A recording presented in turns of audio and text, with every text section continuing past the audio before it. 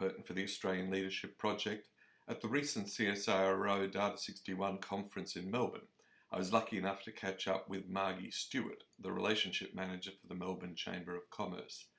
The video is a little jerky, but if you can forgive me for that, the vivaciousness, the enthusiasm and the wisdom in Margie's comments on leadership are worth putting up with a little jerkiness in the camera. And I think what's unique about Australian leadership is that it's very inclusive and collaborative, and there's a real desire to innovate and engage teams. I think there's a real focus on teamwork, collaboration, engaging, innovation, and incorporating ideas more broadly than just from a top-down approach.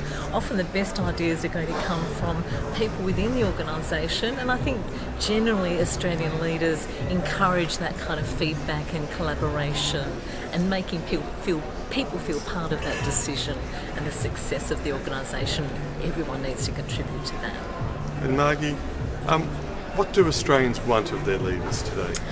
They want vision, they want communication, they really want to understand where they're going and what they're doing and how they make a difference to the project. So I think great leaders are visionary, inclusive, collaborative, and can communicate across the organisation and really engage everyone within their organisation to be part of that journey. So we all feel that we're making a difference.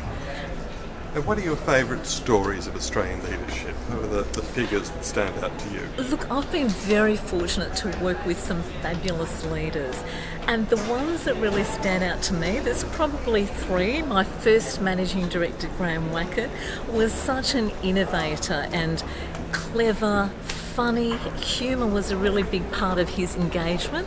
I worked in the hospitality industry, a very large hotel company, so we had very diverse workforce, very diverse customers and very diverse expectations. And Graham was very clever in that he used humour as a glue and a way of bringing people together. Along with that, he was a great storyteller, he was a great narrator, and he was able to paint a picture of how the company should perform. And this was going through a very difficult time for the organisation. It was at a point of maybe collapsing, maybe continuing. And Graham was able to galvanise everyone to say, yes, we really can make this a successful organisation, and gave everyone a tremendous self-belief. He empowered people to make decisions, he empowered people to make mistakes, and that was okay. And his view was, if you're not making mistakes, you're just not trying enough. Try different things, let's really throw everything every individual has got at it. So no idea was silly, or whether you were the cleaner or the general manager, your input and ideas were equally valid and encouraged. So he was a terrific one. Robin Walters, who I worked with at Hilton Worldwide, again, there seemed to be a common theme of let's have fun, let's really enjoy what we're doing, understand that it's a serious business, but don't take yourself too seriously. Prepare to have fun. Be memorable by making people enjoy their interactions with you, whether it's an internal stakeholder or an external stakeholder. Keep fun and enthusiasm and energy part of your culture, and not be too serious or stuffy. And by doing that, it really created an environment where everyone did have fun, but they delivered a great guest experience. So I think that was a really great outcome as well. So I've been very blessed. I've worked with some wonderful leaders. And the qualities I admire is high energy, great vision, really ability to engage and truly care and take on board people's ideas.